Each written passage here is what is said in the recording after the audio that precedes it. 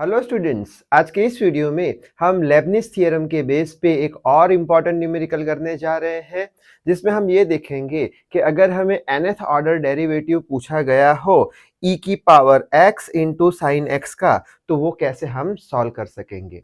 So I hope you are ready with your pen and paper. So without wasting much time let us start this video. तो सबसे पहले तो Lebanese theorem का एक जल्दी से रिकैप देख लेते हैं छोटा सा। लेबनिज थ्योरम का जो इक्वेशन है वो हमें याद रखना है, तभी जाके हम न्यूमेरिकल सॉल्व कर पाएंगे। उसका इक्वेशन क्या होता है, u इंटू वी, यानी कि दो टर्म का प्रोडक्ट, उसका अगर nth ऑर्डर डेरिवेटिव ढूंढना है तो उसका इक्वेशन आता है nc0 un into V plus nc1 un minus one into v1 plus nc2 un minus two into v3, so on करते करते करते ncn u इंटू vn। तो इतना हमें इक्वेशन याद रखना है। अब दूसरा क्वेश्चन आएगा कि दिया गया न्यूमेरिकल हमें लेबनिज थ्योरम से ही सॉल्व करना है, वो कैसे पता लगाएंगे। तो उसके लिए यहाँ पे नोट लिख के रखी है। अगर न्यूमेरिकल के अंदर हमें ऐसा कुछ वर्ड दिया गया हो कि फाइंड करो nth ऑर्डर डेरिवेटिव, और साथ ही साथ अगर जो nth ऑर्डर डेरिवेटिव जिसका हमें ढूंढना है उसमें दो टर्म का प्रोडक्ट हो, दो टर्म का प्रोडक्ट हो, तब हमें लेबनिज थ्योरम का यूज करना है। तो कौन सा दो चीज हमें ढूंढनी है, nth ऑर्डर डेरिवेटिव ढूंढो ऐसा पूछा गया हो, या दो टर्म की प्रोडक्ट हो।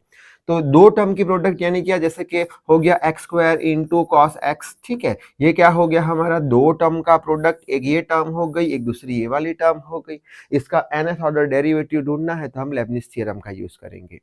अब दूसरा क्वेश्चन आएगा कि यहाँ पे दो टर्म का प्रोडक्ट u इंटू वी है, तो यहाँ पे किसको u माने किसको v माने।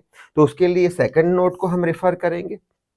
v हमेशा हम वही टर्म को लेंगे जिसके पास x का कुछ पावर होगा, ठीक है। जैसे कि हो गया x square x cube x⁴, यानी x का पावर कुछ है, तो वो टर्म को हम हमेशा हर एक न्यूमेरिकल में क्या मानने वाले हैं, v मानने वाले हैं, और दूसरा जो बच गया उसे u मान लेंगे।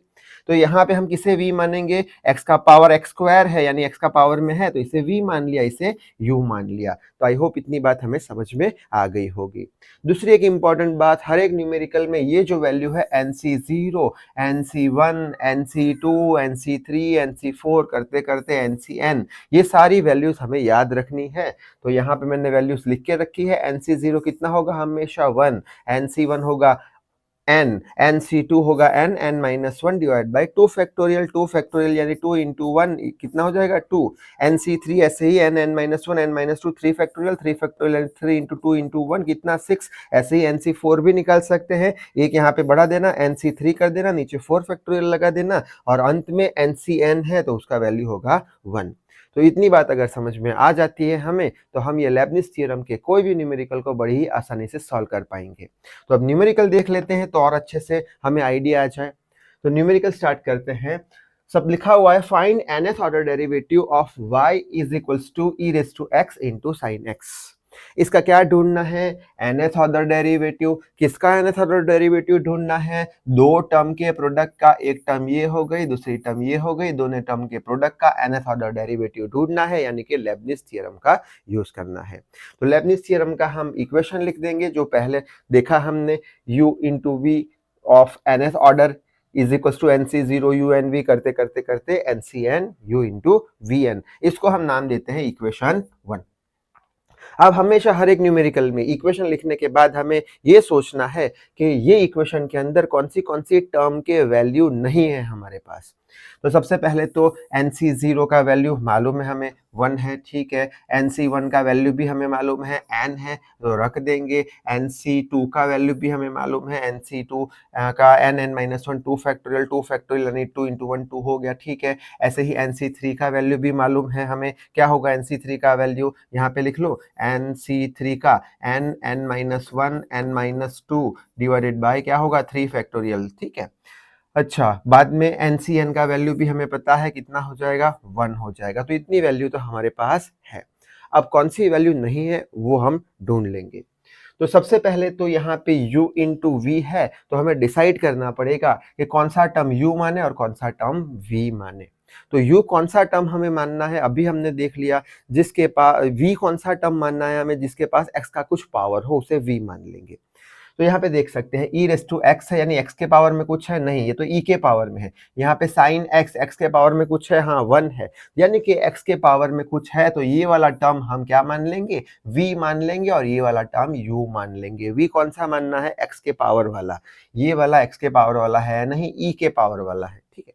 तो यहाँ पे लिख लेंगे लेट करके कि हम मान लेते हैं कि v बराबर क्या हो गया, साइन x हो गया, और u बराबर बचा जो क्या हो गया, e रेस टू x हो गया। इतने तक तो हमें समझ में आ गया, ठीक है। अब वापस से इक्वेशन हम देखेंगे, कौन सी वैल्यू हमें चाहिए वो ढूंढ लेंगे। तो सबसे पहले तो un चाहिए हमें, un, ठीक है। un यानी u क्या है, e रेस टू x है। un यानी क्या, एक बार डेरिवेटिव, उसका दूसरा बार डेरिवेटिव, तीसरी बार, चौथा बार, ऐसे करते करते nth टाइम डेरिवेशन है, उसको un बोल देंगे। तो अगर मैं u को एक बार डिफरेंशिएट कर रहा हूं, यानी e रेस टू x का differentiation e raise to x होगा, तो u1 e raise to x हो जाएगा, वापस से e रेस टू x का e raise to x, u3 भी e रेस टू x, ऐसे करते करते n टाइम अगर इसको डिफरेंशिएट कराते हैं तो उसे क्या बोल देंगे, u ऑफ n, यानी nth ऑर्डर डेरिवेटिव किसका, e रेस टू x का, वो कितना रहने वाला है, e रेस टू x ही रहने वाला है, ठीक है। तो हमें u1 भी मिल गया, un भी मिल गया हमें, ठीक है।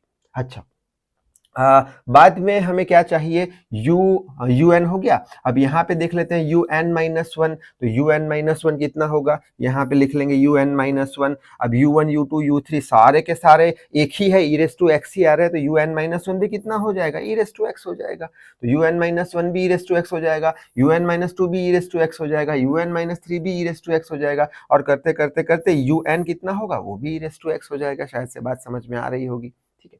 अच्छा, तो यहाँ पे लिख लूंगा मैं un-2 is equals to un-3 is equals to un, ठीक है। ये बात समझ में हमें आ चुकी है कि e रेस टू x का nth ऑर्डर डेरिवेटिव कितनी भी बार उसे डिफरेंशिएट कराओ, e रेस टू x का e रेस टू x ही रहेगा। तो un-1 भी e raise to x, un-2 भी e रेस टू x, और un भी e रेस टू x, ठीक है। तो ये सारी वैल्यू हमें मिल गई, कहाँ तक की, un-3 सारी वैल्यू है। अब कौन सी वैल्यू चाहिए हमें, v की वैल्यू चाहिए। तो v तो हमने अभी माना है sin x, ठीक है। अब हमें क्या चाहिए, v1 चाहिए, ठीक है। तो v1 हम कैसे ढूंढेंगे, तो हमने पढ़ा था, एक हमने रिजल्ट प्रूव किया था, अगर याद हो तो। क्या हमने एक रिजल्ट प्रूव किया था, साइन एक्स का nth order derivative. Sine x का nth ऑर्डर डेरिवेटिव क्या होता था, अगर याद हो तो, साइन एक्स का nth ऑर्डर डेरिवेटिव होता sine x plus n pi by 2, ये होता था साइन एक्स का nth ऑर्डर डेरिवेटिव, ठीक है। यानी ये क्या होता था हमारा, यहाँ पे nth ऑर्डर डेरिवेटिव vn होता था, ठीक है। अब हमें चाहिए क्या, v1 चाहिए, v1 चाहिए, यानी n की जगह 1 कर देंगे तो कितना हो जाएगा, x प्लस पाई बाई 2। तो यहाँ पे वही लिखा है x प्लस पाई बाई 2। अब बाद में आगे बढ़ते हैं, v2 चाहिए, v2 चाहिए तो हमारे पास साइन x का nth ऑर्डर डेरिवेटिव है, v2 चाहिए हमें। तो हम क्या करेंगे, n की जगह 2 कर देंगे, तो यहाँ पे 2 पाई बाई 2 आ जाएगा, ठीक है। ऐसे ही v3 चाहिए तो हम 3 कर देंगे तो 3 पाई बाई 2 आ जाएगा, ठीक है। बात समझ में आ गई।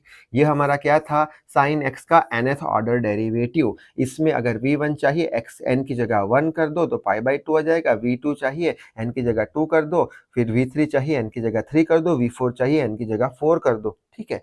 और n चाहिए nth ऑर्डर डेरिवेटिव चाहिए तो n की जगह n ही रखो, तो ये हो गया हमारा vn।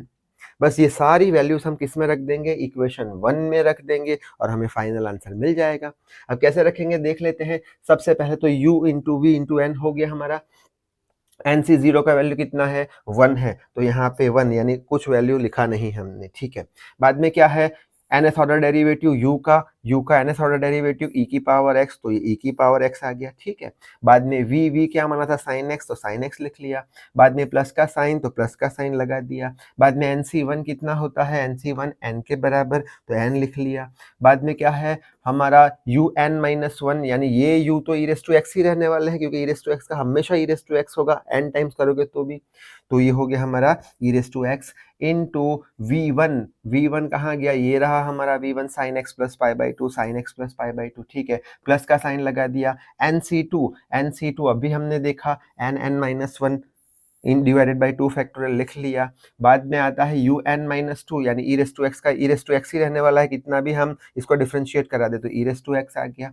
बाद में v2 चाहिए, v2 ये रहा हमें, ये हमारा nth ऑर्डर डेरिवेटिव ये रहा, n की जगह 2 रख देंगे तो x प्लस 2π/2, तो ये हो गया x प्लस 2π/2, ठीक है।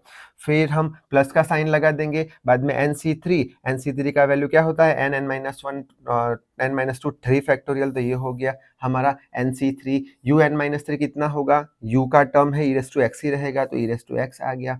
v3 यानी n की जगह, यहाँ पे n की जगह 3 कर देंगे तो 3π/2 आ जाएगा, तो यहाँ पे n की जगह 3π/2, ऐसे करते करते कहाँ तक जाएंगे ncn, यानी ncn का वैल्यू कितना है 1, तो यहाँ पे 1 कुछ लिखा नहीं।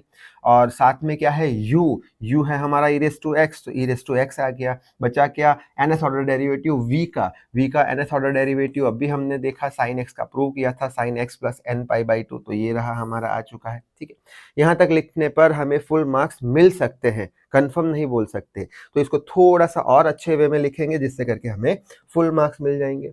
तो अब करेंगे क्या, सिंपल सी चीज करेंगे कि यहाँ पे हम देख सकते हैं कि e रेज़ टू x जो है ये वाला टर्म, यहाँ पे भी e raise to x term, यहाँ पे भी e raise to x term, यहाँ पे भी e raise to x term और आखिर में e raise to x term, ये सारे e raise to x term को हम क्या कर देंगे, बाहर निकाल देंगे, कॉमन कर देंगे। अब अंदर क्या बचा, into the bracket sin x plus n, sin x plus यहाँ पे sin x, तो ये sin x आ गया, फिर प्लस का साइन लगा दिया, फिर n और sin x nπ/2 बचा तो वो कर दिया हमने, फिर वापस से प्लस का साइन लगा दिया हमने, अंदर क्या बचा n-1 2 फैक्टोरियल यानी 2 × 1 बराबर 2 आ जाएगा, तो वो कर दिया। e रेज़ टू x निकल चुका है, बचा क्या, ये वाला टर्म 2π/2 वाला।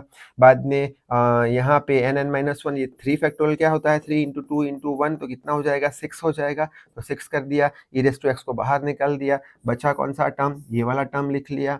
प्लस करते करते कहाँ तक जाना है, हमें यहाँ तक जाना है, e रेज़ टू x बाहर आ गया है, बचा क्या, sin x प्लस nπ/2, तो ये हो गया हमारा आंसर। सो आई होप ये न्यूमेरिकल आपको अच्छे से समझ में आ गया होगा। तो इस वीडियो में बस इतना ही। Till then read hard, work hard. Thank you very much.